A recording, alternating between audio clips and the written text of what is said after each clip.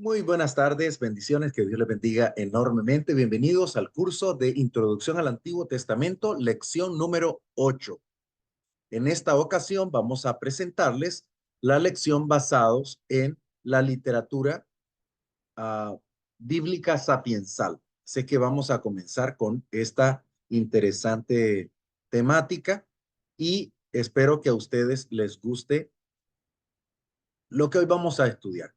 Aquí tenemos la literatura sapiensal, que básicamente es la que nosotros conocemos como los libros de sabiduría.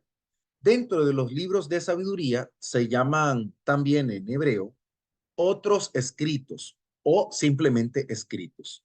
Los escritos poéticos son salmos, cantares y lamentaciones. Los escritos sapiensales, entre ellos está Job, Proverbio, Sirácides y también Sabiduría. Pero estos últimos tres son obras que no necesariamente las tenemos a la mano porque son no canónicas, son textos deuterocanónicos. La poesía del Antiguo Testamento comprende por lo menos una tercera parte del Antiguo Testamento. Los libros proféticos, en su mayoría, por ejemplo, están escritos en verso. Por eso no decimos que solamente salmos, cantares y lamentaciones sean poéticos. Los géneros poéticos se van a desmembrar en varios tipos, 7 en particular.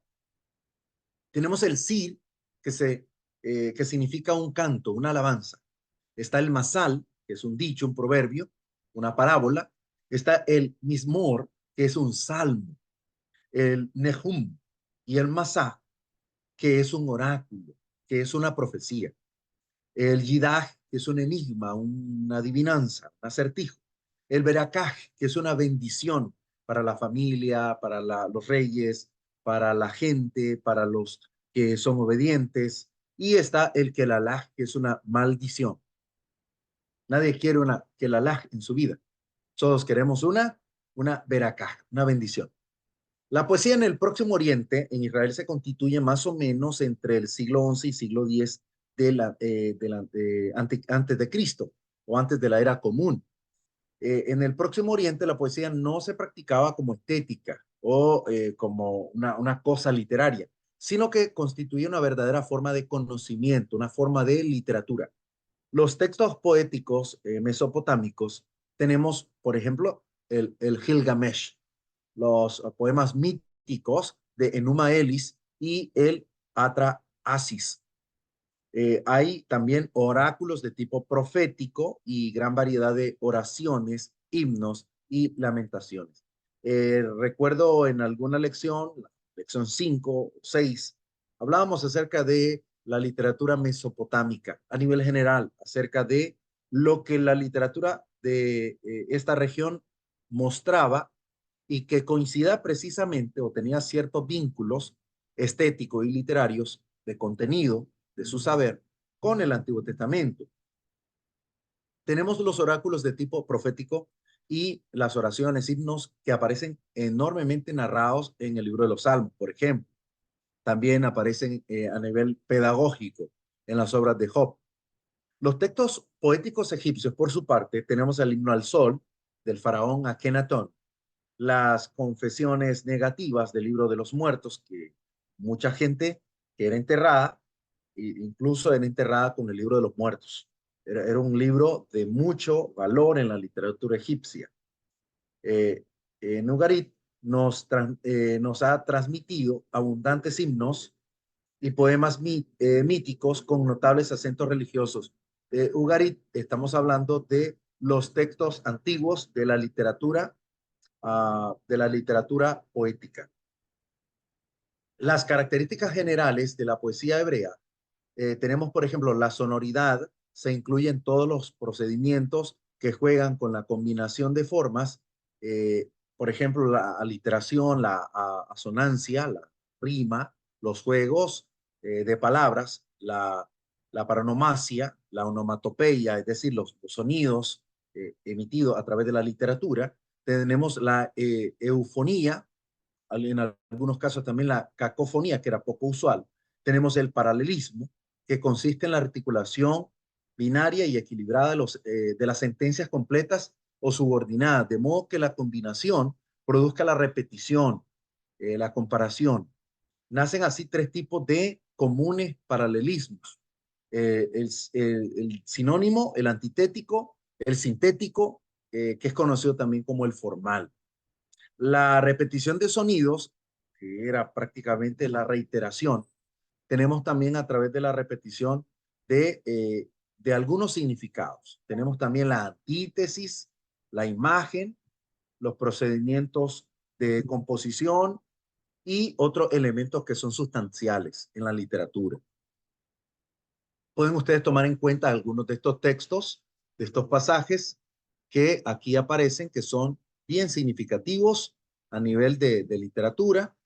Y ahí tenemos algunos elementos que son muy importantes en el texto.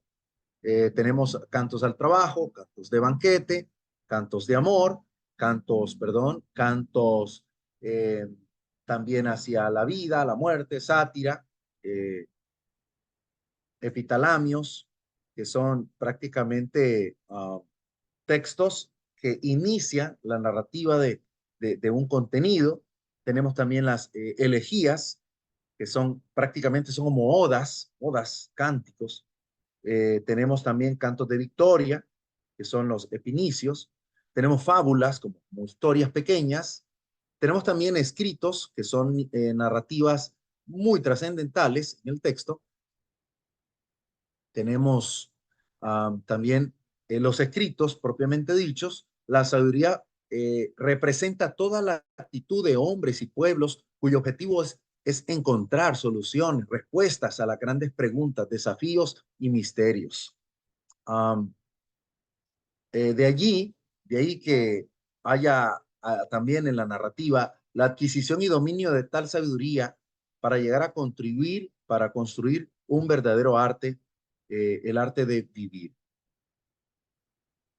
A través de la sabiduría bíblica, la realidad y la experiencia, junto al esfuerzo humano, por desentrañarlas, se convierten en un lugar privilegiado de revelación divina. También vienen otros elementos que son muy importantes, como la terminología sapiensal. ¿De dónde procede? Bueno, sapiensal viene del latín sapiencia, que es conocimiento. Sapientia de latín, o sea, su palabra, su evolución lingüística, es sabiduría.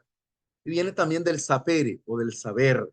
La sabiduría se presenta como una forma de ser y de estar, como un verdadero arte de hacer y de vivir. La sabiduría bíblica, a pesar de los múltiples intentos realizados por los estudiosos, incluye un amplio abanico de actitudes, valores, cualidades, aprendizaje, destrezas, conocimiento y experiencia, difíciles de concentrar en una fórmula definitoria. La delimitación y catalogación de los escritos sapiensales del Antiguo Testamento eh, son los libros de las más variadas formas y temáticas, como los salmos, dijimos cantar, lamentaciones, Ruth en algunos casos, Tobías, que es uno de los casos de las obras no canónicas, tenemos a Job, Salmos, Eclesiastés, Sabiduría y Eclesiástico, que son Sabiduría y Eclesiástico los que mencioné anteriormente. A pesar de que todos se refieren a la literatura sapiensal, cada uno tiene su propia articulación. Por eso hablamos de una, heterogeneidad, es decir, que tiene cierta simetría, cierta simetría. Solo quiero corroborar que el audio pueda estar escuchándose sin problema. Sí, no tenemos ningún problema. Seguimos adelante. No se puede hablar de uniformidad si atendemos a los géneros de cada escrito. En Proverbios y Eclesiástico predomina el dicho común, en Job, el debate, la sabiduría.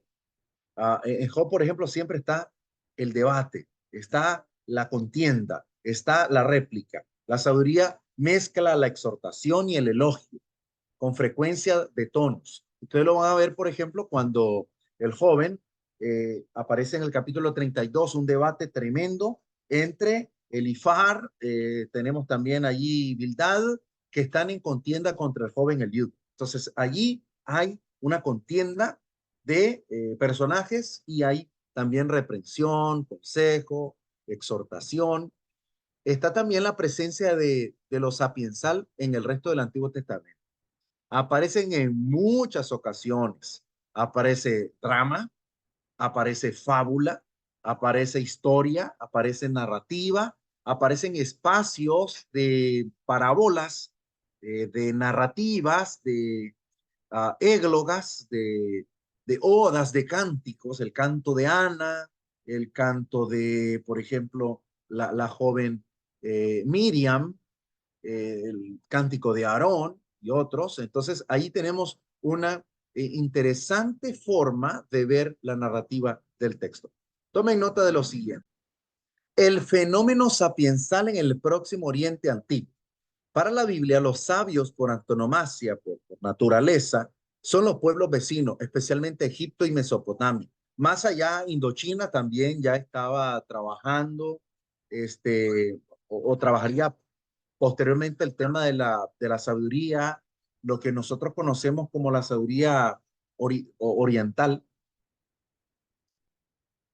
Egipto, una docena de ejemplos tenemos en el Sebayit, o sea, enseñanza, cuyo objeto es enseñar a los jóvenes cómo devolverles entre los problemas prácticos de la vida. Un segundito.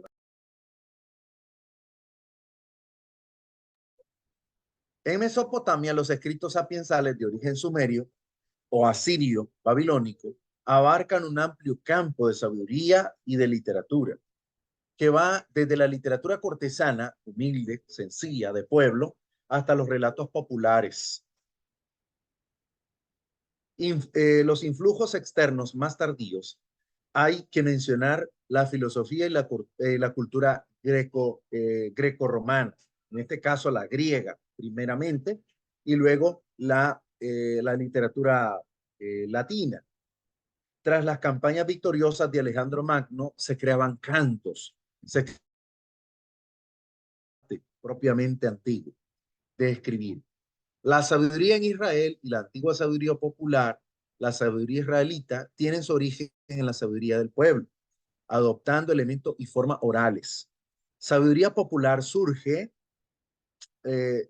y se cultiva en los ámbitos de la familia, del clan, de la tribu, de forma social, familiar, donde se van acuñando en forma de máximas y sentencias, también refranes, de todo un acervo de consejos e instrucciones a nivel práctico, de carácter familiar, de carácter eh, utilitario. Por eso es que las familias narraban de generación en generación sus expresiones, sus ideales. Decía mi abuelo, como decía mi papá, como decía un familiar antecesor. Admitido también, se ha admitido el influjo de las grandes civilizaciones de los pueblos limítrofes a Israel. Todavía se discute en el origen, el ambiente vital en que surge la sabiduría de Israel, porque de alguna manera, de alguna forma, en el entorno de Israel había una gran influencia, había una influencia grande sobre su sabiduría. Hablemos un poco acerca de la monarquía y la sabiduría cortesana. La sabiduría cortesana, ajena al palacio, o sea, y al templo de Jerusalén, era una sabiduría popular, similares a las escuelas de los escribas egipcios. Es decir, que tuvieron o tuvo, en este caso, un nacimiento en un espectro más común. La etapa preexílica, entre la aprobación y la crítica, todos los libros sapiensales datan del periodo del posexilio, es decir, su narrativa debió ser en el periodo del posexilio, o sea, siglo V, siglo IV antes de Cristo. Se adopta una actitud de desconfianza y de crítica. Por eso debemos estar conscientes que la estructuración del libro de Salmo y de otros libros que son poéticos datan más o menos del siglo IV, siglo III antes de Cristo. Algunos incluso datan el libro de los Salmos en el siglo II antes de Cristo. La etapa posexílica, asimilación de la sabiduría, se editan las colecciones de los proverbios antiguos, es decir, se van a editar posteriormente. En esta época se publican posiblemente Job, Eclesiastés, a los que la Biblia griega llama en la Septuaginta eclesiástico, posteriormente van a añadir eclesiástico y sabiduría en las obras deuterocanónicas. Completando así la colección de los 5 libros sapiensales, ahora tenemos otras obras literarias. Los profetas que aparecen como portavoces de Dios y tienen en la revelación un fuerte grado de inspiración. Tenemos estos textos que son de sabiduría. Los sabios se presentan como maestros de sabiduría que se apoyan en la razón, en el conocimiento, en el intelecto. La fuente primordial de la sabiduría viene de Dios, viene del conocimiento, viene del amor a Dios. Y han sido siempre la experiencia que vive el lector, que vive el conocedor, el sabio, para poder proveer a la audiencia, a su lector, esa sabiduría que provee. Tenemos también las fuentes máximas, que son la tradición y el intercambio cultural, es decir, todo lo que viene alrededor de Israel, que van a ser fuentes de sabiduría, van a ser fuentes de conocimiento. Vamos a cerrar con esto, cerrar con esto, y es que aquí están los libros que nosotros consideramos, o sea, que se consideran libros sapiensales: Job, Salmos, Proverbios, Eclesiastés y Cantar de los Cantares. Pero también pueden ser considerados Lamentaciones de Jeremías, que es escrito en una especie de acrónimo, donde las 22 letras del alfabeto hebreo, que son 22 letras, desde la Aleph hasta la Tau, son 22 letras. Estas 22 letras van a formar parte del inicio de 22 versos, y en el primer capítulo, que son 66 versos bíblicos, son 3 porciones en secuencia. Los 22 versos son 22 versos en acrónimo, es decir, cada letra va a iniciar un verso. Obviamente en español no se lee igual, pero en hebreo sí aparece en orden, desde Aleph, Bet, Gimel, Dalet, y cada una de las letras del alfabeto hebreo: 22, 22, 22, 22. Eso es parte de la característica curiosa de algunos de estos versos. Hay preciosos textos de sabiduría. El libro de Proverbio es maravilloso, es casi pedagógico. En este caso tenemos el libro de Salmos, que es muy alentador, y entre tantas porciones bíblicas profundas que nos dejan a nosotros lecciones de gran valor para nuestro desarrollo personal. Así que les dejo este video para estudiar, para reflexionar, y como tarea usted va a estudiar y va a analizar un capítulo de cualquiera de estos libros que usted elija: Job, Salmos, Proverbios, Eclesiastés, Cantar de los Cantares. Cualquiera de estos capítulos que usted elija, será interesante que usted haga una reflexión de sabiduría de estos textos sapiensales. Por acá queda la lección grabada en este canal de YouTube. Así es que les dejo un gran saludo, un abrazo, y seguimos con el curso, y los espero la próxima semana en la lección número 8. Si ustedes quieren estudiar el programa completo, vayan allá arriba a la lección número 1, y ahí comenzará a reproducirse desde la lección 1 hasta la lección 10.